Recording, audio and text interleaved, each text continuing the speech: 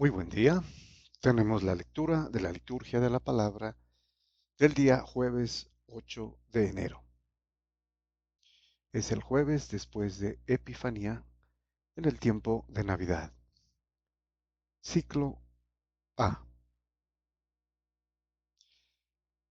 Muy bien, vamos a nuestra primera lectura.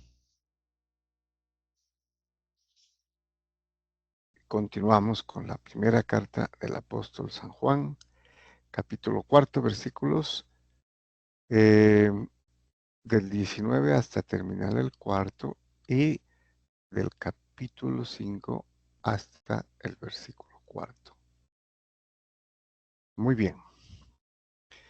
Entonces, San Juan va a seguir explicando sobre el amor, ¿no? La esencia del cristianismo. Queridos hermanos, nosotros amemos porque Él nos amó.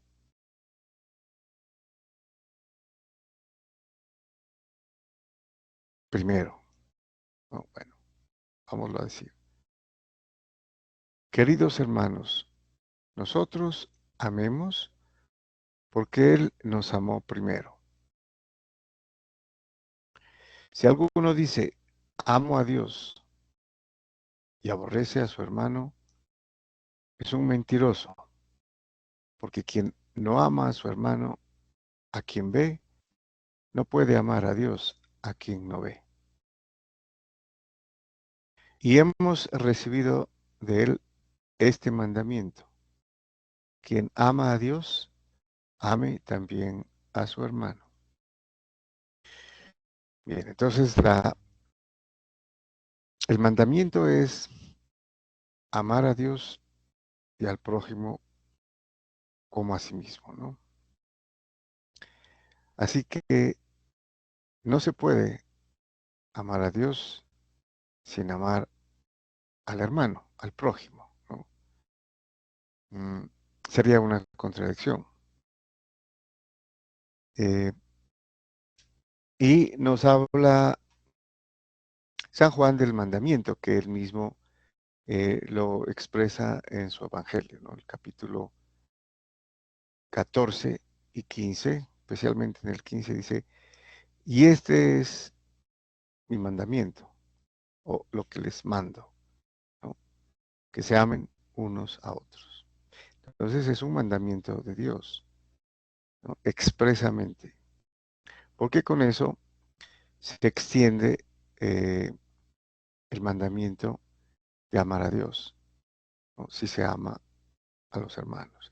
Y habíamos dicho que es de una consecuencia lógica o coherente el que los miembros del mismo cuerpo, ¿no?, se amen, porque se ayudan, ¿no?, por pertenecer al mismo cuerpo, compartiendo un mismo espíritu, que es el Espíritu de Dios, que es el Espíritu de Cristo, como cuerpo místico de la iglesia del cual Él es la cabeza. Continúa entonces San Juan. Todo el que cree que Jesús es el Cristo ha nacido de Dios. Y todo el que ama al que da el ser, ama también al que ha nacido de él. O sea, viene a ser una consecuencia lógica, ¿no? Eh, si hemos nacido de Dios, entonces amamos a los demás que nacen de Dios, quiere decir, ¿no? Eh, porque todo el que ama al que da el ser, o sea, a Dios, también ama al que ha nacido de ese ser, que es Dios.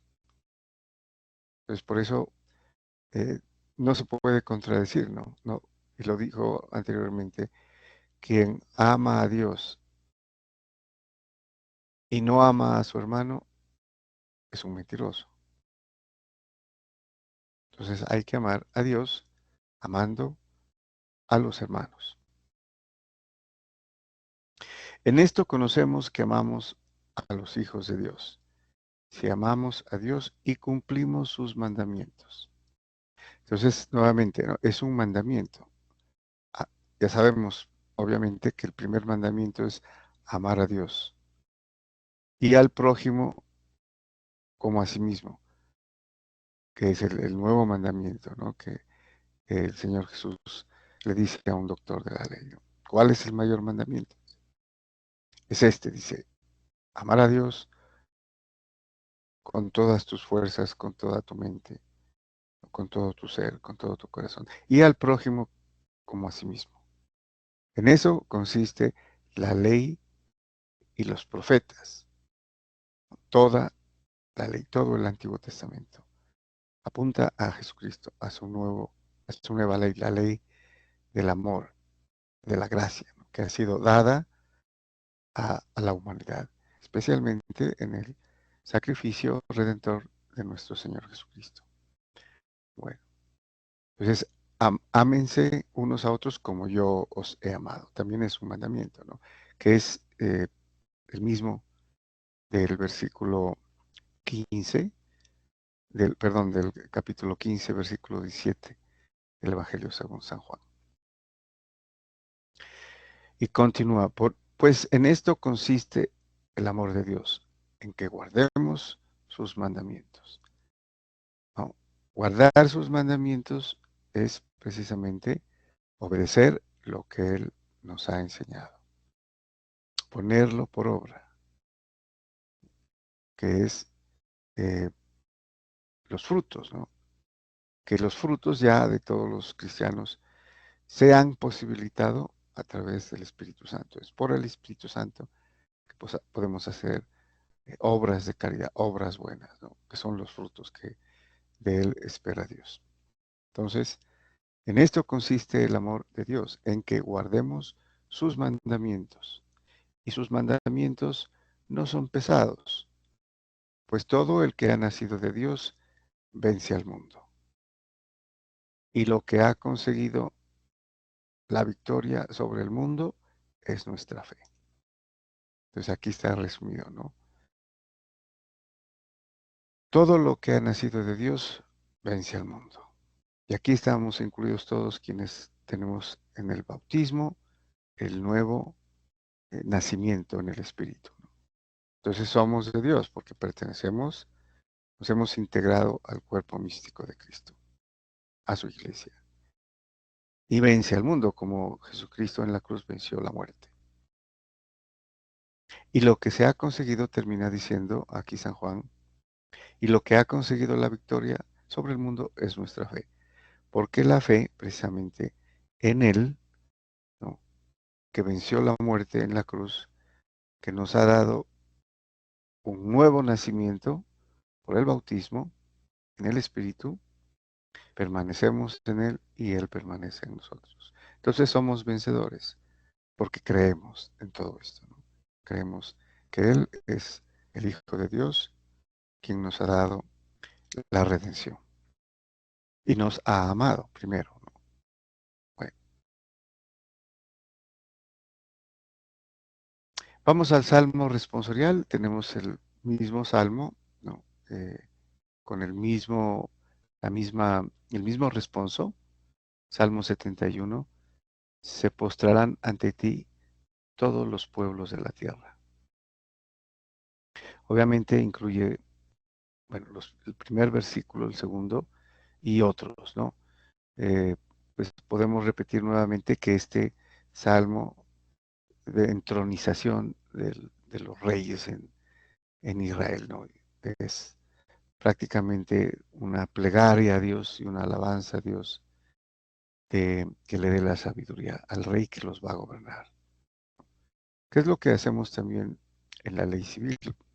¿No? Oramos para que nuestros gobernantes tengan la sabiduría de poder gobernar rectamente, ¿no? Bueno, dice el salmista, Dios mío, confía tu juicio al rey, tu justicia al hijo de reyes, para que rija a tu pueblo con justicia, a tus humildes con rectitud. Él rescatará sus vidas de la violencia, su sangre será preciosa a sus ojos. Recen por él continuamente, y lo bendigan todo el día. Aquí tenemos un aprendizaje importante. Recen por él continuamente. Entonces hay que rezar, como hacían los judíos, litúrgicamente con este salmo, cuando estaban en el templo y caminaban eh, al frente cantando todo esto, ¿no? Dirigiéndose a Dios para que lo bendiga y oraban por él, ¿no? Oraban eh, y lo bendecían todo el día. Que su nombre sea eterno y su fama dure como el sol. Él sea la bendición de todos los pueblos y lo proclamen dichoso todas las razas de la tierra. Aquí evidentemente este salmo apunta a Jesucristo como rey, ¿no? Su nombre sea eterno. ¿Quién es el rey eterno? Jesucristo, que reina, ¿no? Y llegará eventualmente al, espiritualmente, escatológicamente en el cielo, ¿no? Cuando Él triunfará ya completamente. Pero ahora en la iglesia, ¿no? La iglesia peregrina, digamos, sigue y reina, ¿no? Con todos los fieles que permanecen en Él y Él en ellos. Y sea la bendición de todos los pueblos, ¿no? Dure como el sol, o sea, eterno. O sea, el sol para los judíos en esa época no se iba a acabar. Entonces es una metáfora, obviamente, aplicada a la eternidad del rey.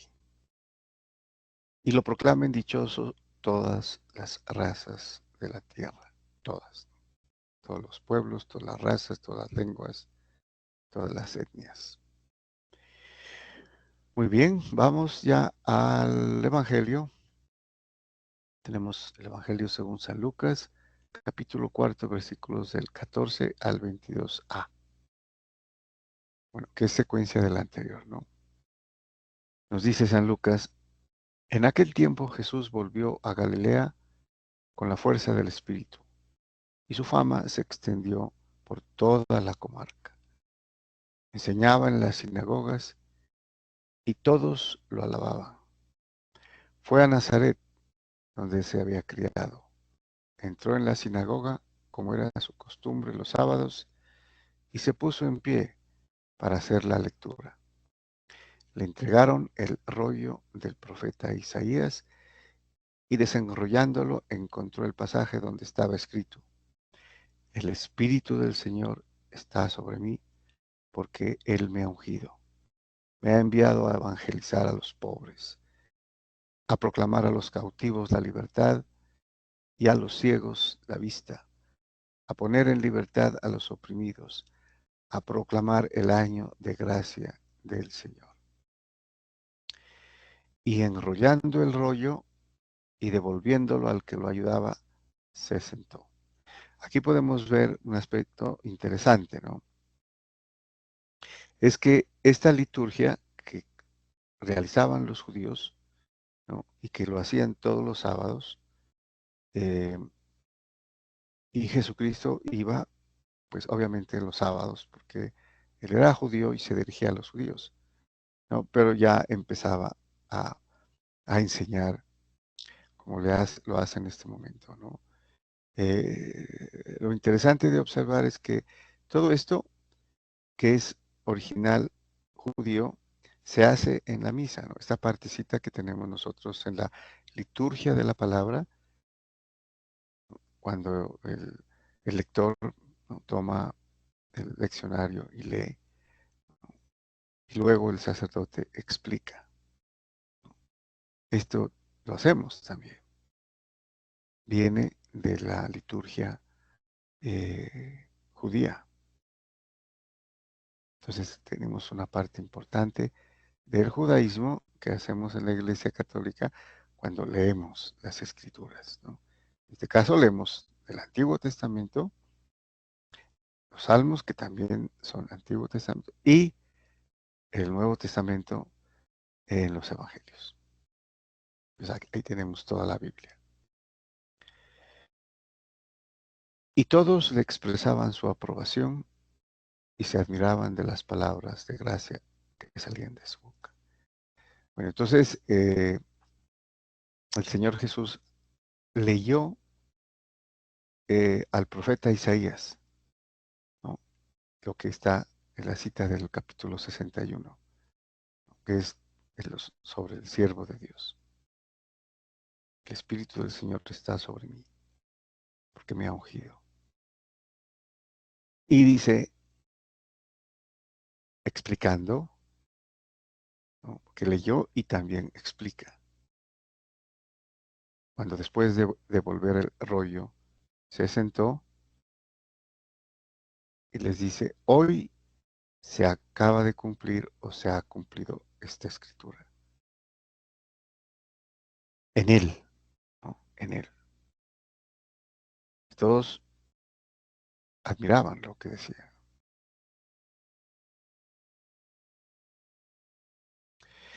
Muy bien, muchas gracias y bendiciones.